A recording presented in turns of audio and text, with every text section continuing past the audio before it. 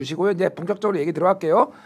야, 이 얘기는 지금 오늘 인터뷰 다 공통으로 여쭤보고 있어요. 예, 어제 한 달 됐잖아요. 기자회견 됐습니다. 네. 좀 어떻게 평가하셨는지.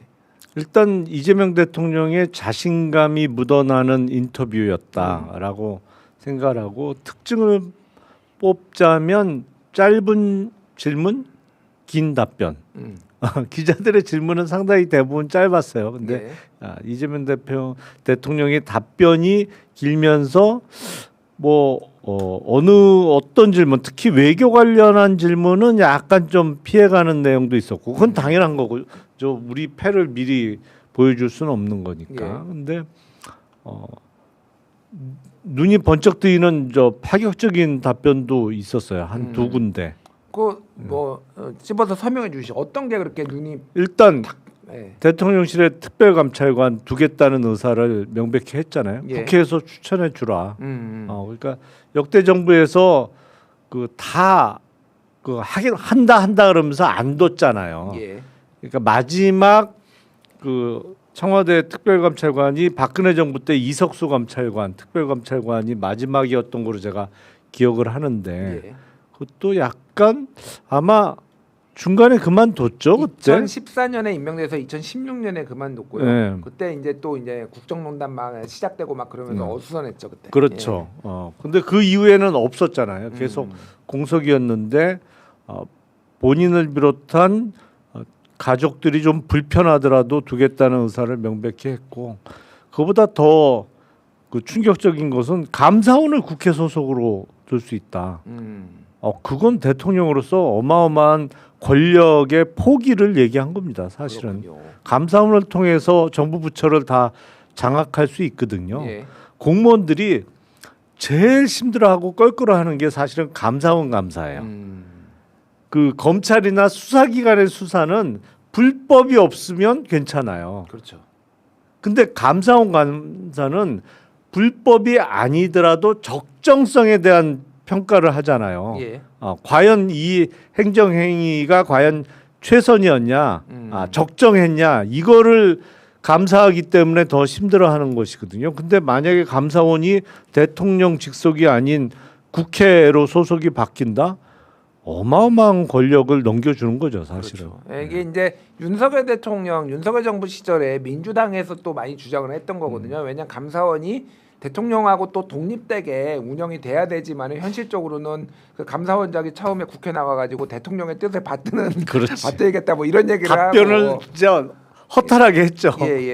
그래서 외견만이라도 좀 우리는 독립적으로 하겠다 이렇게 하는 게 일반적인데 그렇게 뭐 나오고 지금 논쟁이 있어서 민주당이 또 주장했던 건데 사람이 사실 권력 잡으면 마음이 바뀔 수도 있잖아요. 그런데 대통령이 또 직접 그렇게 얘기를 하니 다만 이거는 헌법을 좀 바꿔야 되는 거 아닌가 그런 얘기들이 있더라고요. 왜냐하면은 대통령 직속 기구로 이미 헌법에 규정돼 있기 때문에 뭐 내년에 이제 개헌이 있을지 뭐 대통령이 또 약속을 했으니까 개헌 국면이 있을 텐데 어떻게 될지 봐야 될 것 같고 어제 이제 그 기자회견 이후에 뭐 여야 대표들과 이제 오찬도 하고 꽤 길었다라고 해요. 꽤 길었고 여러 가지 얘기를 했는데 야당과의 협치 방안을 묻는 질문에는 자주 만나고 끊임없이 대화할 생각이다.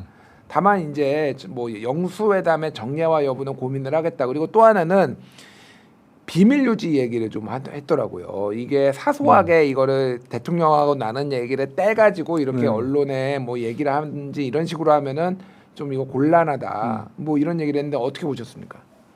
정례화는 필요할까 싶어요. 저도 그거는 사안이 있을 때 만나면 되는 거지. 뭐 정기적으로 한 달에 한 번 뭐 이렇게 정해놓을 필요는 전혀 없을 것 같고.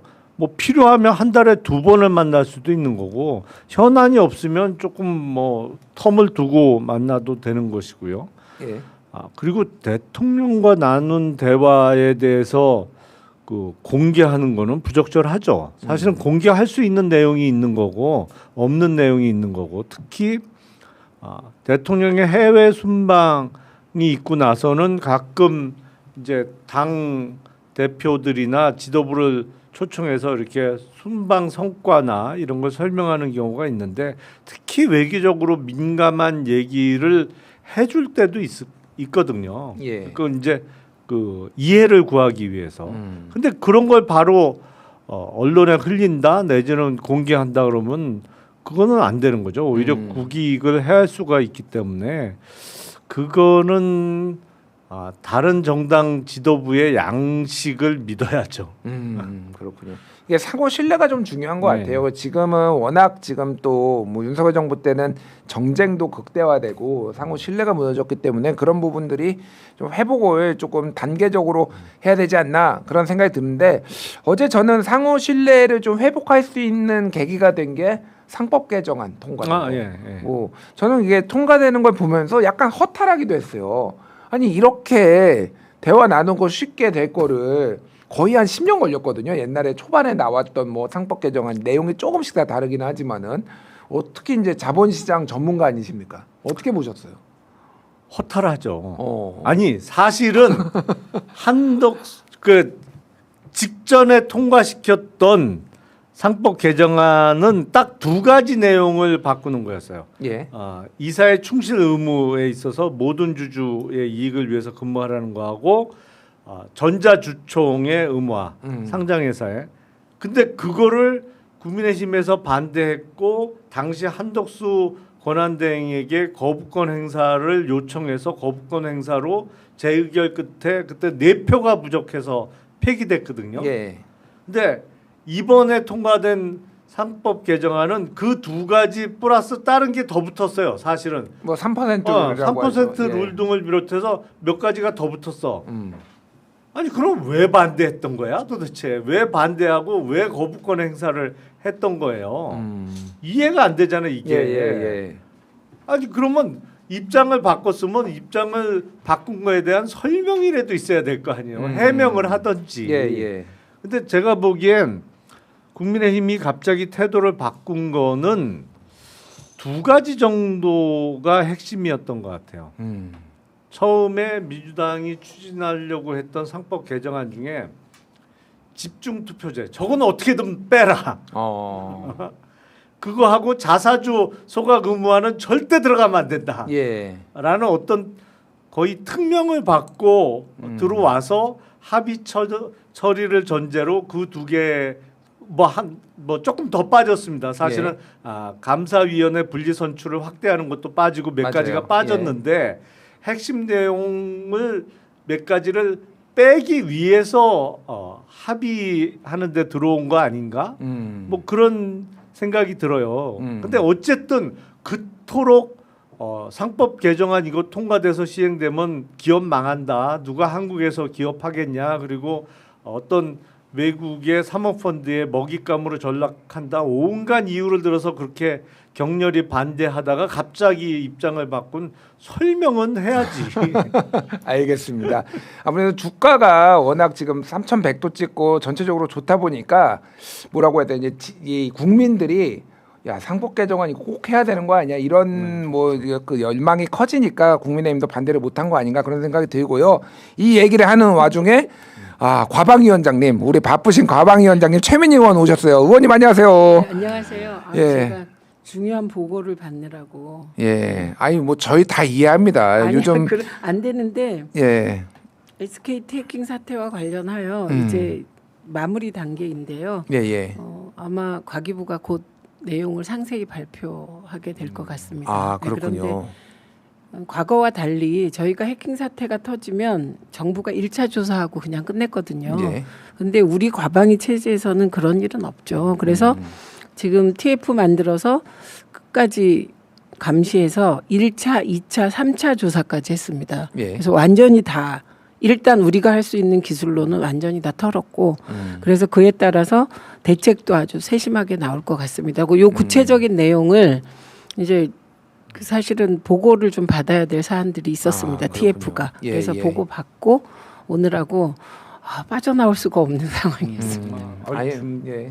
상임위원장께서 어떻게 그러니까요. 빠져나오고 있어요? 예, 그래도 정기적으로 이렇게 우리 취재편이 좀 나와주시는 것만으로도 저는 개인적으로 굉장히 감사하다라는 말씀을 드리면서 지금 요즘 그 위원장님 이름이 또 원래도 많이 나왔지만 언론에 굉장히 자주 나오는 게 이 방송 3법 이거 얘기를 좀 해봐야 될 것 같아요. 네. 방통위 개편까지 지금 방송 3법 지난 2일에 국회 이걸로 갑자기 가도 돼요, 의원님? 아니 상법 개정하는 얘기를 했으니까. 아, 끝났어요. 예, 예, 근데 예. 의원님 네. 어제 김병기 대표가 의원총회에서 예예예. 그 집중 투표제하고 그다음에 감사위원 분리선임 네. 네, 거기 한 명으로 됐는데 한 명에서 두 명으로 예, 두 명으로 확대하려는 안이 확대하려다 있었죠. 안 됐잖아요. 네. 예. 그 확대하려던 안에 대해서는 일단 국민의힘이 공청회를 요구했대요. 그래서 공청회를 한 다음 7월 중에 통과시키겠다. 그 집중 투표제하고 감사위원 분리 2인 하는 거 그것도 자사주 예. 소각 의무화는 혹시 그거는 얘기 안 하셨어요. 사실 그거 큰데 그건 그거 엄청 커요. 커요. 주가에 어마어마하게 영향을 네. 주죠. 그러면. 아니 엄청 그래, 커요. 그래서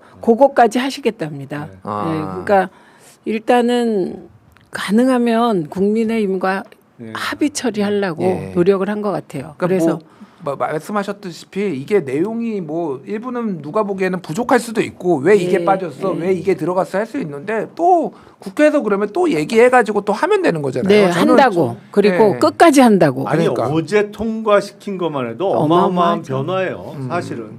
그런데 그 이제 7월에 처리한다는 그 집중 투표제하고 감사위원 분리 선출을 확대하는 거 예. 이게 저항이 셀 겁니다. 근데 이거보다 저항이 훨씬 센 게 네, 자사주 소각 의무화예요. 그거는 이 한경협에서 결사 반대할 거예요 아마. 네. 대주주들이 난리가 나겠죠. 예. 그거는. 예. 그래서 기자나 그 주식 투자자 분들이 사실 할 일이 있는데 그렇게 합의했는데도 반대하는 의원이 있었어요. 아 그래요? 네. 오. 네, 전광판이 저는 네. 그냥 초록빛으로 물들 줄 알았는데 그 전광판에 빨간불이 들어오더라고 합의했는데도. 어우, 적어도 일관성은 있네 그 예. 사람들은 그토록 반대하다가. 네, 그래서 그 얘기를 꼭 드리려고. 아니 예. 근데 문제가 뭐냐면 이게 자사주 소각 의무화가 이번에 빠졌잖아요. 예, 예. 그러니까 지금 기업들이 그동안 자사주를 엄청 들고 있었거든. 근데 그 자사주는 사실은 모든 주주의 그 이익으로 산 자사주잖아요. 그렇죠. 예. 네?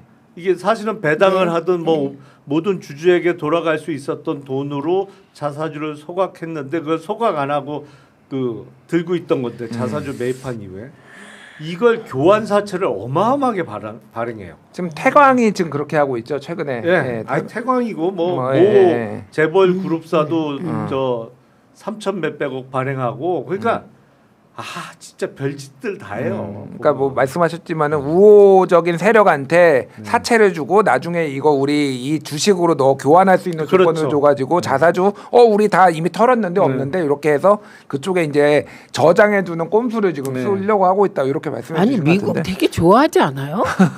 미국에서 지금 이 법안을 우리가 통과시킨다고 갈등하면 웃지 않아요? 그렇죠. 미국은 그게 상식이에요. 다 그렇게 하고 있어요. 그러니까요. 그러니까 이런 배당을 주던지 아니면은 자사주를 사가지고 소각해가지고 주가를 올려주던지 둘 중에 하나를 해야 되는 거예요. 그러니까 원래. 미국 좋아하니까 이거부터 미국 쫓아가자고요. 아니 그렇게 성적이 흔들면서 이거 미국에서 그러니까요. 하는 거 하자는데 왜 이렇게 반대를 해? 이해가 안 가요. 네, 그러니까요. 그래서 이 알겠습니다. 얘기 드리려고. 알겠습니다. 예.